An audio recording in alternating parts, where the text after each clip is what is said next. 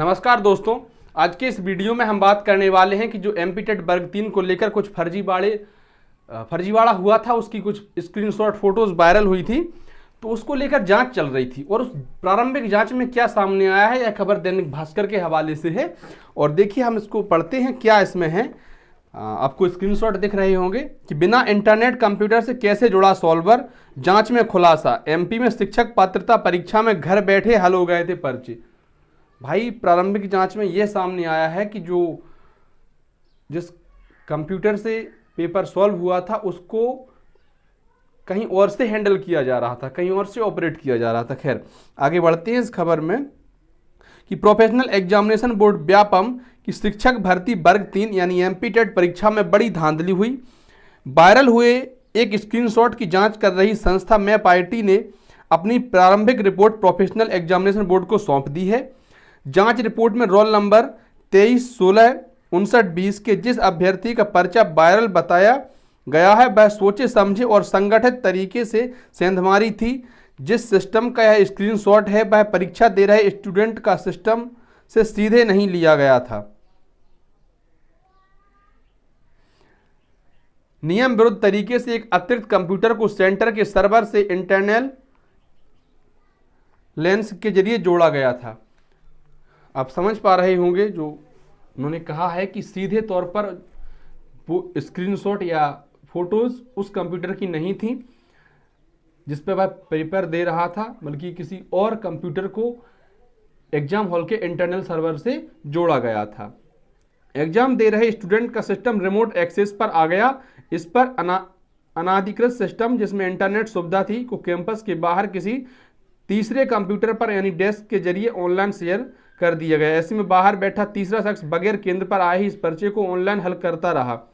भाई, मैंने एक बार प्रिंटर लिया था तो मेरा प्रिंटर हरकत कर रहा था, प्रिंट नहीं निकल रहा था। फोटोकॉपी बहुत अच्छी कर रहा था, स्कैन भी कर रहा था, प्रिंट निकालने में दिक्कत हो रही थी। जैसे प्रिंट कमांड देते थे वो प्रॉब्लम करने लगता था। तो मैंने जब इसकी शिकायत डाली तो कॉल सेंटर पर ही उन्होंने मेरा खुद का सिस्टम चलाया। शायद वही कोई सिस्टम यहाँ पर भी रहा होगा कि किस प्रकार से, जैसे उन्होंने मुझसे कुछ एक वेबसाइट खुलवाई थी, उस पर मैंने कुछ परमिशंस दी, तो फिर मैं देख पा रहा था कि मेरा कंप्यूटर सिस्टम अपने आप चल रहा था और वो जो कॉल सेंटर वाले थे वो बताते जा रहे थे कि देखिए हमने प्रिंट कमांड दिया है, बताइए प्रिंट निकला कि नहीं निकला, पेज आधा निकला कि नहीं निकला। तो इस तरीके से होता रहता है जो हुआ है।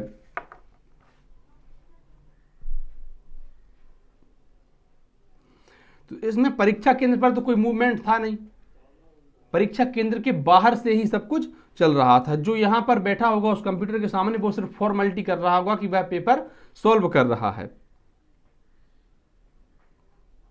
और जैसे कि जब बायोमेट्रिक हुआ होगा या जो भी हुआ होगा तो वह तो उसी छात्र का हुआ जो ओरिजिनल है, जो छात्र आया है। जैसे इन्होंने कुछ समझाया है, जैसे मान लीजिए ए परीक्षार्थी को आवंटित असली मशीन बायोमेट्रिक ऑथेंटिकेशन के बाद रैंडमली मशीन आवंटित होती है। बी परीक्षा केंद्र की ए मशीन लोकल नेटवर्क के रिमोट डेस्क पर ले ली गई। लोकल नेटवर्क यानी परीक्षा केंद्र के जितने सिस्टम उस नेटवर्क से जुड़े हों, इसी में एक एक्स्ट्रा सिस्टम ऐड कर मशीन रिमोट पर ले ली गई, लेकिन यहाँ उसे सॉल्व करने की कोई सुविधा नहीं। सी फिर B system remote desktop application यानी डेस्क के माध्यम से तीसरे हाथों में पहुँच गया।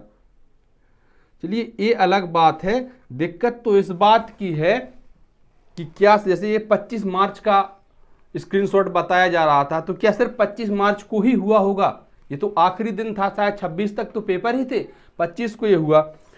उसके पहले भी तो ये समस्याएं चली होंगी। क्या सिर्फ उसी दिन हुआ था, या फिर जिस दिन पकड़ में आया उस दिन पता चला कि यहाँ फर्जीवाड़े होते हैं, उसके पहले भी होते रहे होंगे, शायद नज़र में ना आया हो। ऐसे में तो उन ईमानदार छात्रों की ईमानदारी बिल्कुल बर्बाद हो जाएगी जिन्होंने रात रात भर जाग कर पढ़ाई की है, मेहनत की है। कुछ काम की नहीं बचेंगे उनके नंबर। चलिए देखिए, इसमें आगे उस परीक्षार्थी का रोल नंबर भी लिखा हुआ है और साथ में यह भी लिखा है कि इनविजिलेटर 25 मार्च को परीक्षा के दिन इनविजिलेटर ने सिस्टम को रिमोट एक्सेस देने में मदद की। परीक्षा एजेंसी एडुकेटी सिस्टम इतना फुल प्रूफ नहीं है कि इसमें सेंधमारी ना हो पाए। एप्लीकेशन के सिक्योरिटी फॉरवेल का एक्सेस एग्जाम सेंटर को भी मिला हुआ था। बड़ा दुख होता है ऐसी खबरें पढ़ के। आखिर क्यों ऐसी कंपनी को ठेका दिया गया, जिसका जो सक्षम नहीं थी जो परीक्षा कराने में। 11 साल बाद परीक्षा हो रही थी, वो भी ऐसे। तो ईमानदार छात्रों की तो कहीं भी गत नहीं है, हर जगह परेशानी ही है। परीक्षा पर भी सवाल, जांच रिपोर्ट के बाद अब भर्ती परीक्षा पूरी तरह सवालों में घिर गई है। पहले पीईबी अधिकारियों ने कहा था कि प्राथमिक शिक्षक पात्रता परीक्षा के पर्चे का स्क्रीनशॉट अगर ड्यूरिंग एग्जाम का निकलता है तो परीक्षा के संबंध में भी कार्रवाई होगी। हालांकि अब अधिकारी इस रिपोर्ट का परीक्षण कराने की बात कर रहे हैं। पहले कहा था कि अगर निकलेगा तो कार्रवाई की जाएगी, अब जब निकल आया तो कहते हाँ इसकी भी जांच करेंगे। बढ़िया है, ठीक है, जो चल रहा है चलने दीजिए। ग्वालियर के छात्र को ट्रेन में मिला था लीक पर्चा। ग्वालियर के एक छात्र मदन मोहन दोहरे 25 मार्च को भोपाल के रायसन रोड स्थित एक स्कूल में एमपीटेट की परीक्षा देने गया था। जब वह लौट रहा था तो उसे धौलपुर का एक एजेंट मिला। उसने मोबाइल में पूरा पेपर दिखा दिया, 100% पेपर मैच कर रहा था। दोहरे ने उसके मोबाइल से उस पर्चे का फोटो खींचा था, फिर यह वायरल हुआ। इसके बाद पीईबी ने इस पूरे मामले को दबाने की कोशिश की। बात बढ़ी तो मैपआईटी को जांच दे दी गई। अब मैपआईटी ने भी अपनी रिपोर्ट दे दी है।